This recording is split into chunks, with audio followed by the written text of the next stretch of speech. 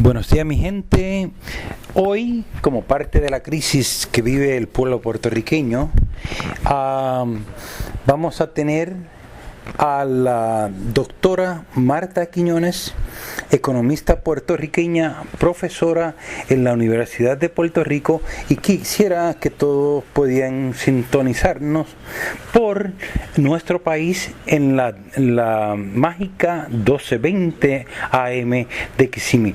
Buenos días, doctora, ¿cómo estás?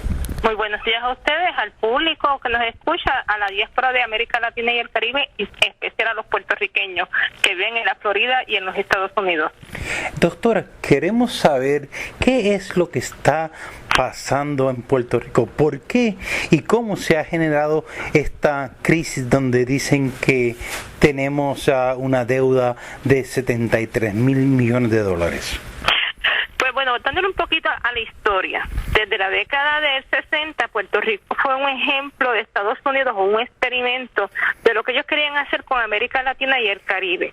Y por lo tanto, empezaron a ensayar ese proceso de industrialización por invitación, donde se invitaban a las industrias de Estados Unidos a establecerse en esos países, se les daba exención contributiva, pero todas ellas iban en busca de los bajos salarios. Como el resto de América Latina no estaba aceptando esa política de Estados Unidos, empezaron a hacer el experimento en Puerto Rico, y de repente Puerto Rico se convirtió en la vitrina del Caribe. Era el ejemplo que le querían dar a América Latina si dejaban que Estados Unidos entraran en su economía. Pero en la década del 70 ya esa vitrina empezó a destruirse, a decaer, porque este proceso de no pagar impuestos, de que vinieran las empresas extranjeras y no pagaran impuestos en el país, empezó a hacer un hoyo en el presupuesto del Estado. Lógicamente las arcas públicas solamente recibían los impuestos de los trabajadores, pero no la gente que generaba las riquezas del país. Por el otro lado, las empresas de Estados Unidos descubrieron en Puerto Rico que era ese paraíso fiscal que ellos estaban buscando. ¿Y por qué un paraíso fiscal? Porque ellos venían, establecían una industria en Puerto Rico, se beneficiaban de los bajos salarios, no pagaban impuestos, pero además de eso descubrieron que podían llevar el dinero de sus otras empresas a través de Puerto Rico y no pagar impuestos en los Estados Unidos. Eso con el tiempo fue creando más huecos en el presupuesto del país, que fue tapándose con dos tipos de políticas fomentadas por Estados Unidos. Una, facilitándole el crédito a Puerto Rico y permitiendo que Puerto Rico se endeudara, y lo otro a través de los fondos federales. Y con eso pues disimulaba la falta de ingresos que estaban en el país. Pero lógicamente, año tras año, tomando deuda para saldar el presupuesto, pues generando esta deuda enorme.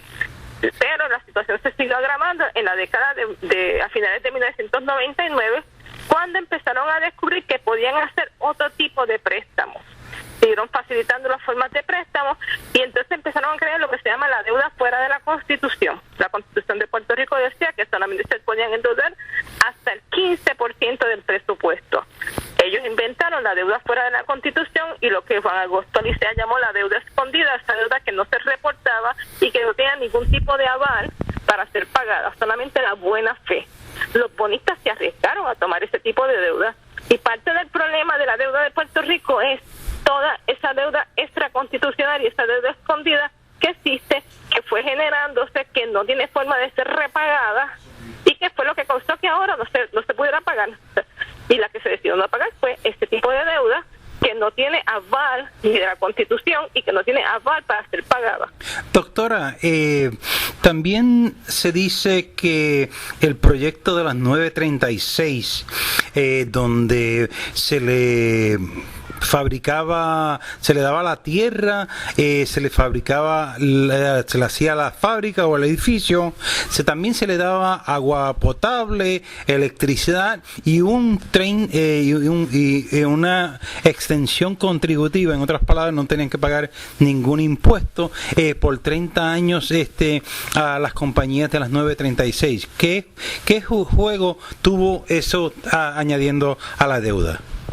Esa fue parte de lo que empezó a suceder con la deuda. esas industrias, al no pagar impuestos, pero nosotros invertir dinero en construir la fábrica, en darle la energía eléctrica, en darle el agua, empezó a hacer el hoyo en nuestro presupuesto.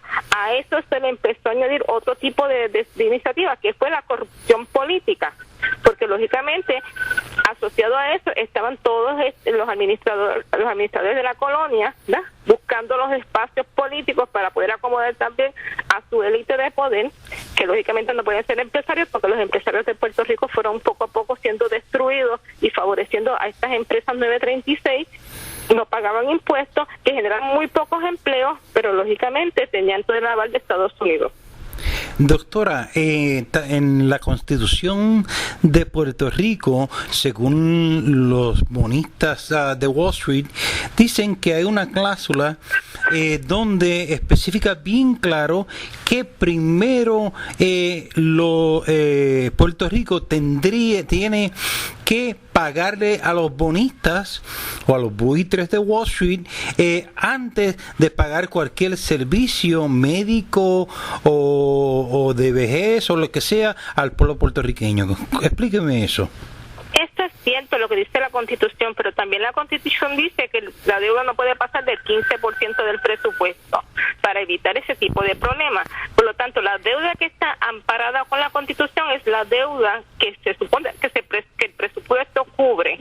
¿Tá? Esa la del 15%, y que es deuda exclusivamente para inversión que genere crecimiento económico. Todas las demás deudas, la deuda que se toma para financiar el presupuesto, no cae dentro de la deuda de la Constitución. Por lo tanto, no tiene ese aval constitucional. Para eso ellos crearon un servicio a la deuda donde ellos metían dinero para que de ese dinero se pudiera pagar entonces esa otra deuda. Recientemente, el martes, el gobierno decidió que no iba a pagar que no iba a meter el dinero en esa cuenta en particular donde se paga el dinero de la deuda que se debe a balancear el presupuesto, o sea, para coger déficit, para cuadrar el presupuesto.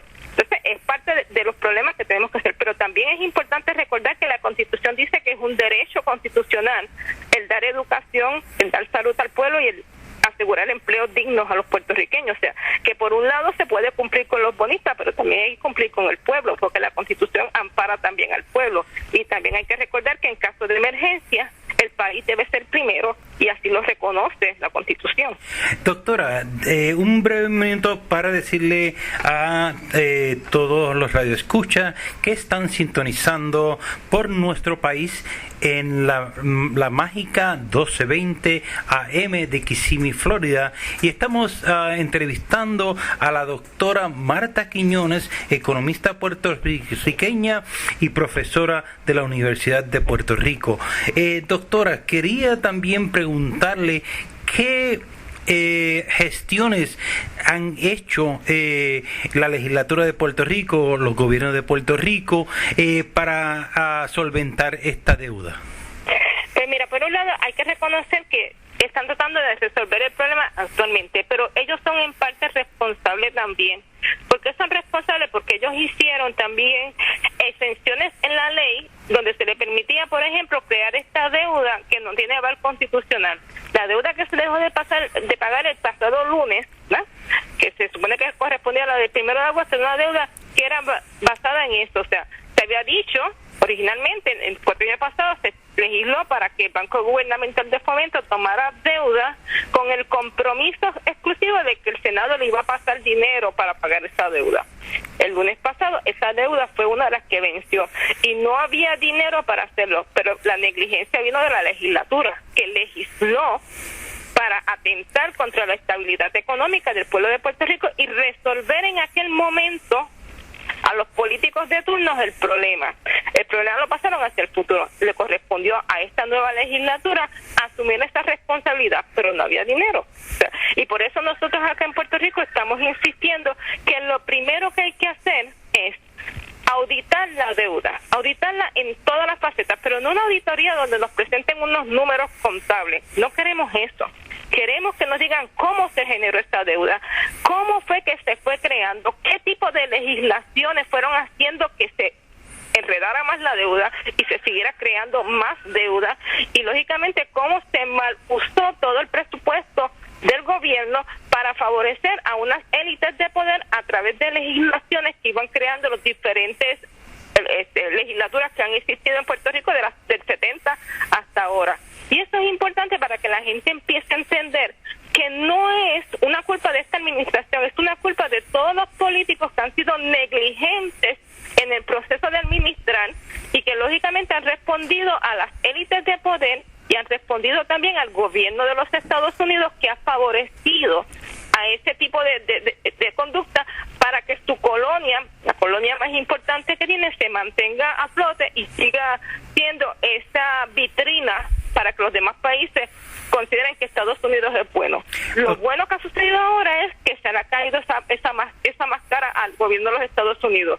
El mundo se ha enterado que Puerto Rico es una colonia que tiene las manos atadas, que Estados Unidos no lo deja hacer nada, no tiene soberanía económica ni soberanía política, que recibe directrices de Estados Unidos y que es de Estados Unidos, junto con todos los poderosos económicos, los que determinan cómo es que va a funcionar Puerto Rico, y los políticos simplemente son marionetas de ellos. Doctora, quisiéramos que nos dé una parte de esas alternativas. ¿Qué podemos hacer en este momento? Si sabemos que la única forma que se puede hacer enmendar la Constitución tiene que ser con el visto bueno del Congreso de Estados Unidos, porque todos los poderes recaen en el gobierno de Estados Unidos, ¿cómo se podría enmendar la Constitución de Puerto Rico?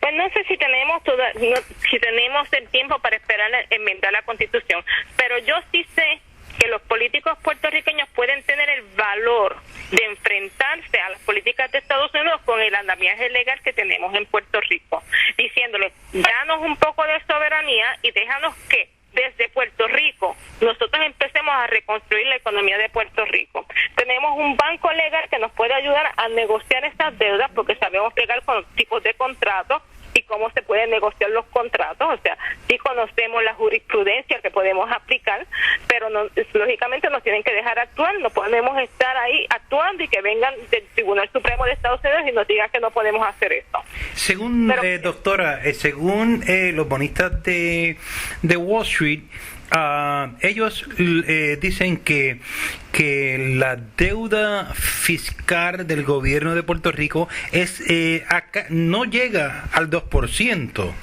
Entonces, ese IVA o impuesto que se puso del 11%, ¿cómo usted ve eso? Yo no sé de dónde sacan ese número de que no llega al 2%. La deuda es tan grande como el Producto Nacional Bruto de Puerto Rico. O sea, si todo lo que producimos se va para la deuda, entonces ¿con qué dinero nos vamos a quedar nosotros? Así que no sé dónde sacaron ese número. Lo que sí sabemos es que en Puerto Rico se están cobrando suficientes impuestos para llenar las arcas públicas. Lo que pasa en Puerto Rico es que existe mucha evasión contributiva que no se persigue, porque muchas de esa gente son gente poderosa económicamente, y además de eso, muchas de las empresas que cobran el IVU, que entre poco va a ser un IVA, no lo están remitiendo al Estado Libre Asociado, o sea, a la Hacienda del Estado Libre Asociado.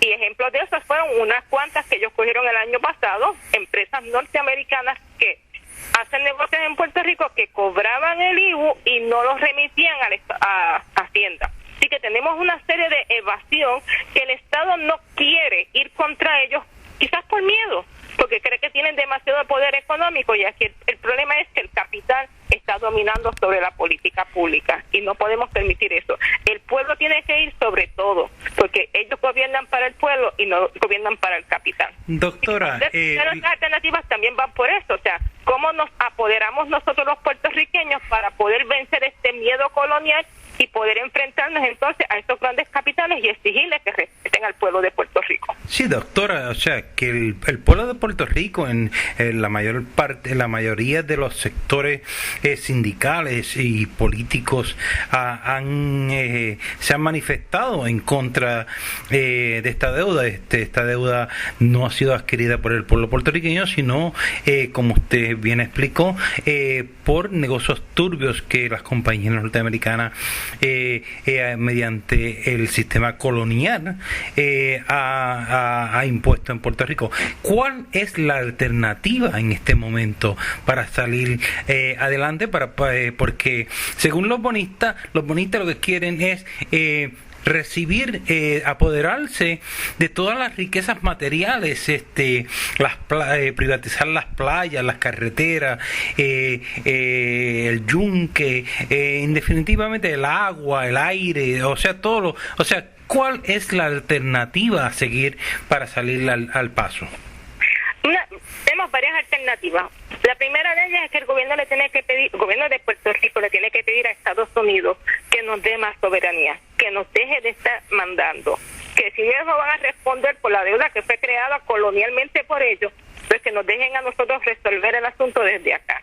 Dos, tenemos que trabajar también con la psicología esa que tenemos nosotros, la psicología del colonizado que cree que no puede hacer nada. Y parte del problema lo tienen muchas veces los administradores coloniales, que son de los que están practicando ese tipo de psicología de que ellos creen que no pueden hacer nada, contratando bufetes extranjeros y cosas por el estilo, cuando aquí en Puerto Rico lo podemos resolver. La tercera parte es hablar más con el pueblo, ser transparente en todo el proceso. Hay que empezar con la auditoría de la deuda, pero es una auditoría ciudadana, que todo el mundo se entere de cómo se hizo esa deuda y que sea la misma gente que diga, esta deuda como es ilegal no se va a pagar, y esta deuda que cumple Constitución y cumple con los criterios sociales de mejorar la sociedad, sí se puede pagar. ¿Cómo la vamos a pagar? Pues la vamos a pagar esta con prioridad, esta con segundas prioridades y empezar a determinar prioridades, ¿no? Y tercero, por último, decirle al gobierno, no puedes seguir tomando más deuda. Aprovecha ahora que nadie te va a fiar, que nadie te va a dar prestado, para aprender a vivir dentro de tus propios límites, construyendo a Puerto Rico y presentando un plan de país con lo que estamos economizando, cómo lo vamos a reinvertir para generar crecimiento económico y mejorarnos a todos por igual. Doctora, en el último minuto, primero quiero decirle a todos los radioescuchas que están sintonizando por nuestro país, por la mágica 1220 AM de Kissimmee, Florida, y tenemos vía telefónica directamente desde Puerto Rico a la doctora Marta Quiñones, economista puertorriqueña y profesora de la Universidad de Puerto Rico. Profesora, un último mensaje que usted que quiere mandarle a todos esos radioescuchas latinoamericanos, puertorriqueños, y que ahora mismo, como usted sabe, la gran mayoría de puertorriqueños se están concentrando en el centro de la Florida.